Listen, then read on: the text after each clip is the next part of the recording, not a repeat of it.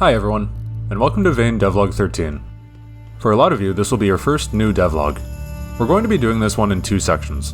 The first will be more behind the scenes, and the second will be some of the new features coming in the next update.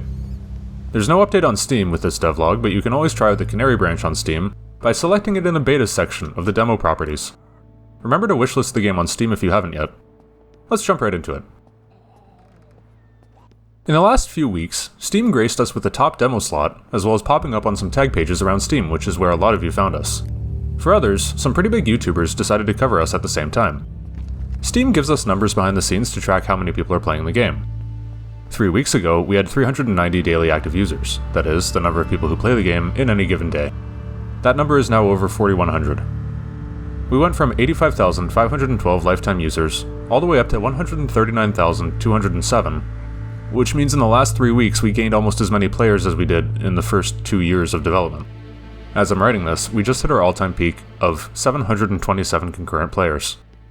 This has been overwhelming for us, and we're grateful for the support. It also means we're getting around 10 times the bug reports and feedback ideas as we were before the spike. With that in mind, we've decided to permanently support ongoing hotfixes alongside new feature releases. Before, we'd release 1 or 2 hotfixes as needed for game-breaking bugs, and any further bugs would remain in until the next major release. That means that bugs could be active for 2 months before being fixed. We've decided to continue hotfixing the live version of the game with perhaps weekly or bi-weekly updates. These minor updates won't have new features, but will fix bugs and performance problems that crop up from reports. That way, we can keep the game as bug-free as possible, while still developing new features and expanding the world of Vane.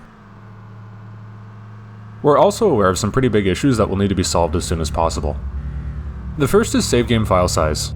Right now, save games can balloon to the size of hundreds or thousands of megabytes. This is particularly bad because Unreal Engine does not support save games that are over 1 gigabyte in size. The save games are so big because we don't compress them in any capacity. You can test this yourself by finding a save game and putting it in a zip file. A 99% plus compression ratio is pretty common with our saves. With that in mind, we'll be putting work into compressing them properly in the coming weeks and modifying the format to be a bit more disk friendly. We still intend saves made in the current version to be future compatible wherever possible. Another is zombie movement problems. Zombies are currently treated similarly to players. Many of you have reported that vehicles can smash into a zombie and get stuck. That's because of how Unreal treats physics between players and moving objects. We have a few ideas of how to fix this. In addition, zombie movement is one of the most CPU taxing parts of Vane and is the bottleneck preventing a higher zombie count in the world. This will be worked on for future updates. One of the most reported bugs is player desynchronization. In multiplayer, given enough time, there will be a point where players start to see each other walking in strange directions, teleporting around, etc.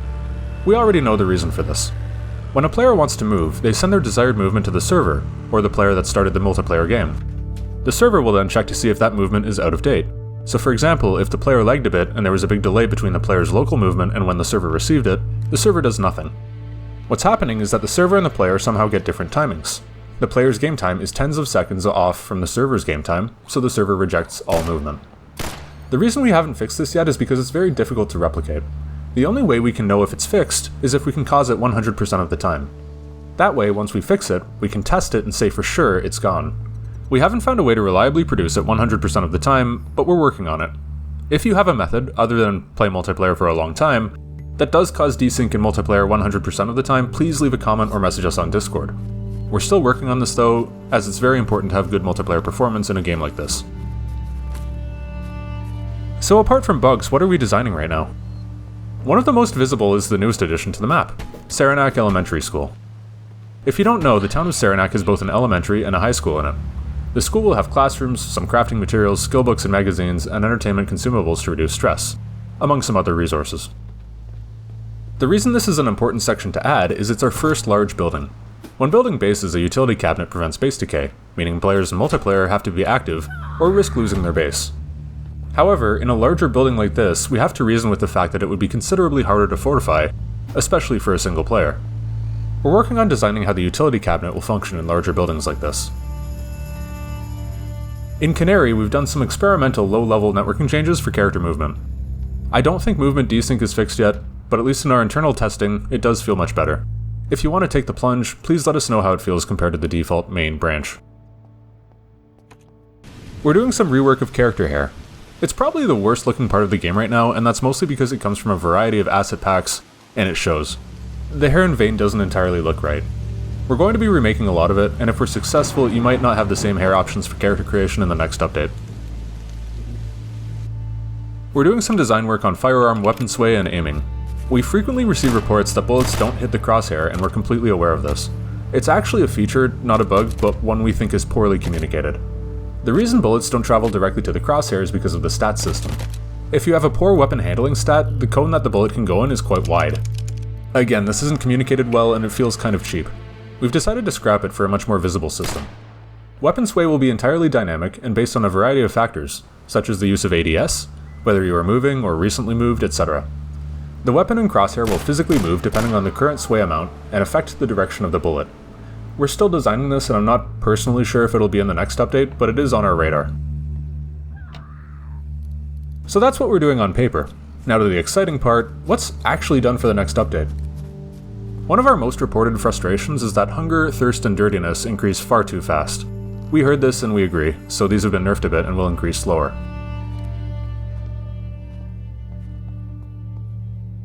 We added a gamma adjustment slider to the settings menu upon request.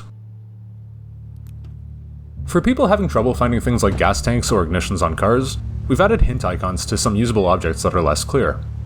Vehicles have been kitted out with these, as well as switches and clocks. For example, did you know that stoves have a clock on them that gets reset during power outages? Now you do. Strength XP from melee attacks was formerly given at a flat rate regardless of the weapon. With people getting jacked from brushing around a pin, we've changed the system so that the strength XP rewarded scales with the weapon itself. Similarly, small weapons will now stunlock and destroy zombie limbs much less frequently. Seeing as everyone's first instinct upon entering a house is to turn off the annoying TV EBS signal, we now default all TVs to off. We're looking to get more TV content for the future, but that's pretty low priority. When we do, we'll probably switch them back onto a random channel. Clearing broken glass without gloves or a tool equipped causes a cut. Be careful.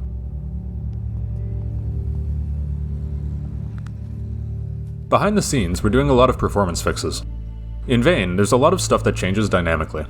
A banana inside a fridge 10 houses down becomes slightly more rotten every second the game progresses. It doesn't need to update every second if there's nobody around, maybe every 30 seconds makes more sense, until someone gets close to it. We had a lot of optimizations for this beforehand, but you can expect even better performance in the next update.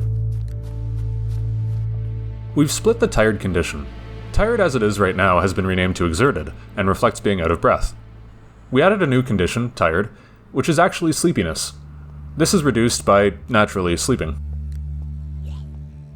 Speaking of conditions, we now list exactly what each condition is doing to you. Many people would see stressed as a condition and desperately try to reduce it, but in reality the condition had barely any effects. You can now visibly see the effect of each condition on your character's ability to function. As a further improvement to the medical UI, we no longer display treatment items when they're unnecessary. For example, we won't recommend bandages if you just have scratches instead of a deep wound. We increased the visibility of incoming damage. The camera now swings more to indicate hits. We also want something more visible on the HUD, like blood effects or something similar. We now notify you if you have unused stat perk points to spend. Many players are actually unaware of the stat perk system, so we hope this increases visibility. We added some small tweaks to the use UI. Containers will now tell you if they're going to respawn or not based on having your stuff in them. TVs will tell you when they're broken versus out of power, and trying to use a planter without dirt gives you a warning. The settings menu now gives you an option to apply and close if there are unsaved changes. I've been having some fun with some new weapon attachment stuff. A red dot sight has been added to the N4. Sadly, it's not accurate yet, but we're going to be retooling aim down sight functionality in the future. I've also set up some code so that weapons can reflect physically if they have a loaded magazine or not.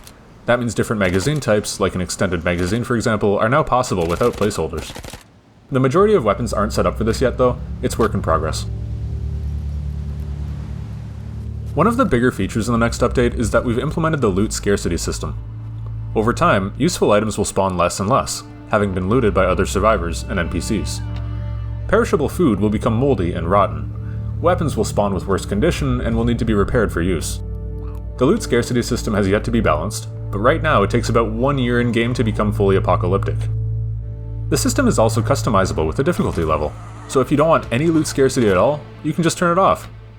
Contrary-wise, if you want a true-to-life scarcity system where food is rotten in days and everything's looted in 3 or 4 weeks, you can turn that on. Very few players have made it more than a couple months, so we'll see how this works out. We hope this increases difficulty near the endgame. All containers in the game, including vehicle trunks and glove boxes, now have weight limits.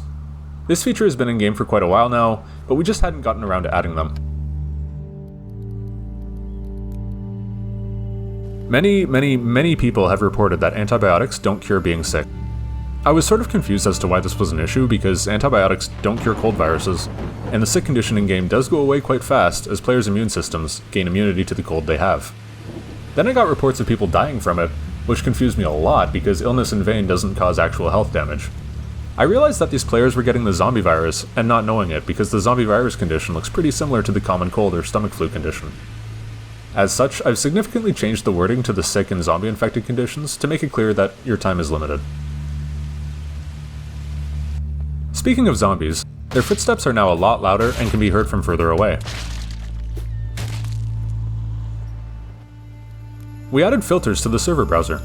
This wasn't super high priority for us because we had somewhere between 5 and 10 servers up at any one time before the population spike, but now that there's dozens of servers to filter through, filters are getting necessary. As a quality of life change, you can now sit instantly in chairs and vehicles. Metal doors can no longer be punched down.